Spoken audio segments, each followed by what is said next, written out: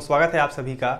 दोस्तों, आज से मैं करंट अफेयर आपके लिए प्रतिदिन लेकर के आऊँगा इसी चैनल पर, और आपको डेली बेसिस पे जो सबसे महत्वपूर्ण करंट अफेयर्स होंगे मैं आपको धीरे धीरे कवर कराने की कोशिश करूंगा।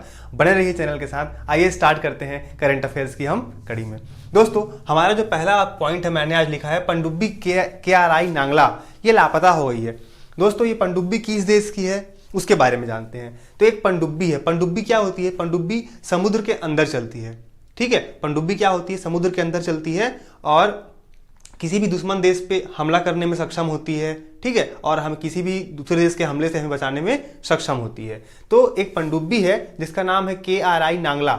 ये जो है इंडोनेशिया की पनडुब्बी है। दोस्तों, किस देश की पनडुब्बी है ये इंडोनेशिया की पनडुब्बी है।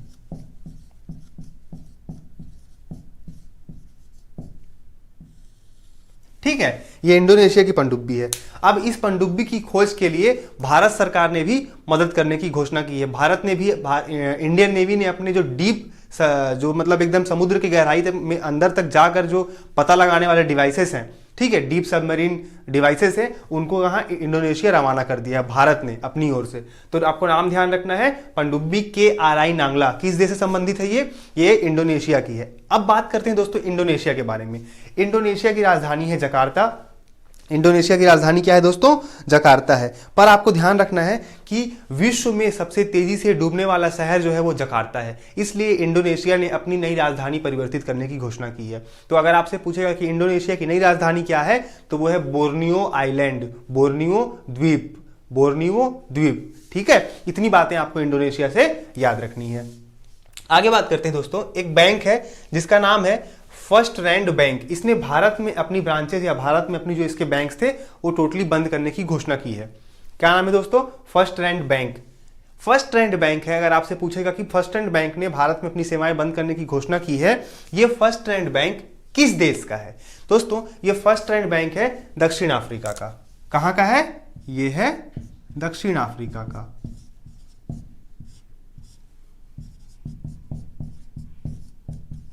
अच्छा, आप दक्षिण अफ्रीका के बारे में कुछ जानते हैं? दक्षिण अफ्रीका दुनिया का एकमात्र ऐसा देश है जिसकी 3 राजधानियां हैं, Cape Town, Pretoria, Johannesburg. Cape Town, आपको पता होगा केप टाउन क्या हुआ था। ठीक है, वहां पे पानी की कमी वगैरह बहुत ज्यादा हो गई है। तो केप टाउन, प्रिटोरिया और जोहान्सबर्ग आपको याद रखना है। महात्मा गांधी भी कहां थे आपके? दक्षिण अफ्रीका से भारत आए थे। ठीक है, इसीलिए प्रतिवर्ष भारत में क्या मनाया जाता है? प्रवासी भारतीय दिवस मनाया जाता है 9 जनवरी को।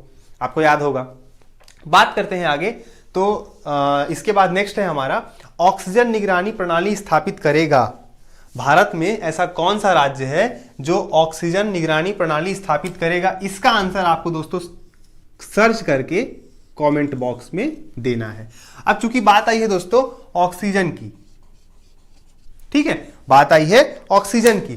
दोस्तों, ऑक्सीजन जिसे हम O2 कहते हैं, ये प्राणवायु है। ये हमारे लिए इतनी ज्यादा महत्वपूर्ण है कि हम ऑक्सीजन के बिना जिंदा ही नहीं रह सकते हैं। आज की डेट में क्या हुआ है, जो कोविड-19 है जो सीधे लंग्स को इफेक्ट कर रहा है, फेफड़ों को इफेक्ट कर रहा है, उस केस में क्या हो रहा है, ऑक्सीजन की डिमांड अधिक बढ़ जा रही है। क्या होता है दोस्तों कि जो कोई व्यक्ति जो कोविड-19 से जो परेशान है या जिसका रिपोर्ट कोविड-19 पॉजिटिव आया है, जिसके लंग्स को इफेक्ट किया गया है, उसमें क्या होता है, सांस लेने की क्षमता कम हो जाती है। ठीक है, और हमारा जो वायु है इसमें सबसे अधिक क्या है दोस्तों? 78% नाइट्रोजन है, 21% ऑक्सीजन है। तो उस कंडीशन में हम और आप तो आराम से सांस ले सकते हैं, लेकिन कोविड-19 जो पेशेंट है वो उसको सांस लेने में दिक्कत होती है। तो उसको क्या दिया जाता है?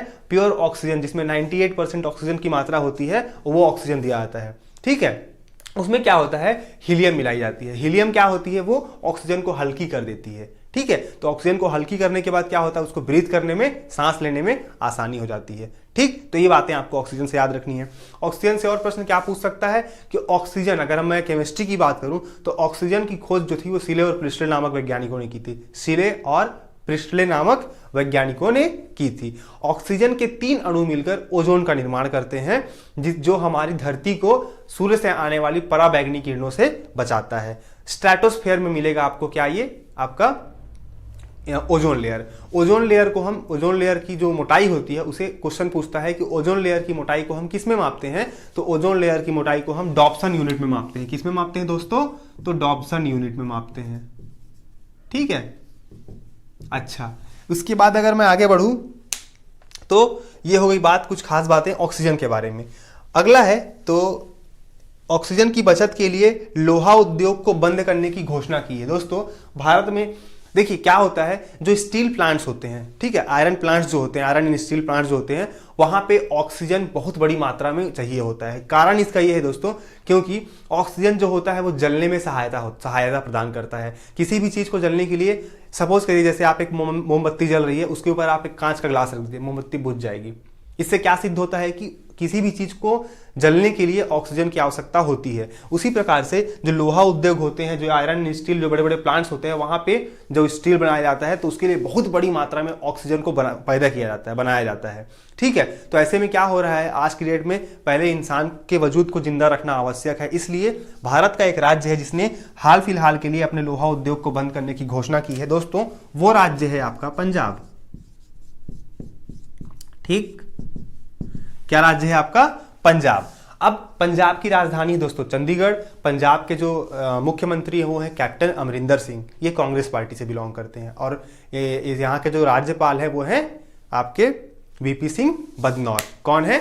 वीपी सिंह बदनौर। ठीक है दोस्तों, आगे बढ़े। आगे है, मोस्ट इंपॉर्टेंट है आपका ये सवाल कि हाल ही में भारत का किस देश के साथ वरुण युद्धाभ्यास 2021 जो है वो होने जा रहा है। तो वरुण युद्धाभ्यास आपको ध्यान रखना है दोस्तों, वरुण हमेशा भारत का फ्रांस के साथ होता है। वरुण जो होता है ये हमेशा भारत और फ्रांस के बीच होता है दोस्तों। अब देखिए बात आई है फ्रांस की। फ्रांस के बारे में क्या क्या जानते हैं हम दोस्तों? तो फ्रांस की राजधानी है पेरिस। ठीक है, फ्रांस की राजधानी क्या है? पेरिस है। और पेरिस जो है ये सीन नदी के किनारे बसा हुआ है दोस्तों। पेरिस जो है ये सीन नदी के किनारे बसा हुआ है। और फ्रांस के जो राष्ट्रपति हैं वो इमैनुअल मैक्रोन है। कौन है दोस्तों? इमैनुअल मैक्रोन है। अभी गत वर्ष में आपको यूएन के द्वारा, यूनाइटेड नेशन के द्वारा champions on the earth award से सम्मानित किया गया था दो व्यक्तियों को। Champions on the earth award से सम्मानित किया गया था दो व्यक्तियों को। उनमें से एक थे इमैनुअल मैक्रोन और एक थे भारत के माननीय प्रधानमंत्री श्री नरेंद्र मोदी जी। इन दो व्यक्तियों को champions on the earth award से सम्मानित किया गया था। आपको ध्यान रखना है इस चीज को। अगला है दोस्तों, अच्छा फ्रांस से ही हमें क्या मिल रहा है दोस्तों? तो फ्रांस से ही हमें राफेल विमान मिल रहा है। राफेल विमान आप सबने सुना होगा कि आधुनिक, अत्याधुनिक सभी मिसाइलों से लैस है और सबसे एडवांस टेक्नोलॉजी का फाइटर जेट है। क्या नाम है उसका? राफेल विमान। और इस राफेल विमान को फ्रांस की दसॉल्ट एविएशन नामक कंपनी ने बनाया है। फ्रांस की दसॉल्ट एविएशन नामक कंपनी ने बनाया है। और कुल भारत को 36 राफेल विमान, लगभग 60,000 करोड़ के आसपास का डील है। 36 राफेल विमान आपको याद रखना है। ठीक, ये आप भारत को मिलने वाले हैं, जिसमें से काफी भारत में आ चुके हैं। नेक्स्ट है दोस्तों कोविड-19 मुक्त देश। देखिए दुनिया में एक ऐसा देश है इजराइल। इजराइल के बाद न्यूजीलैंड ने भी अपने आप को कोविड-19 मुक्त घोषित कर दिया है। आपको इजराइल का नाम ध्यान रखना है, इजराइल।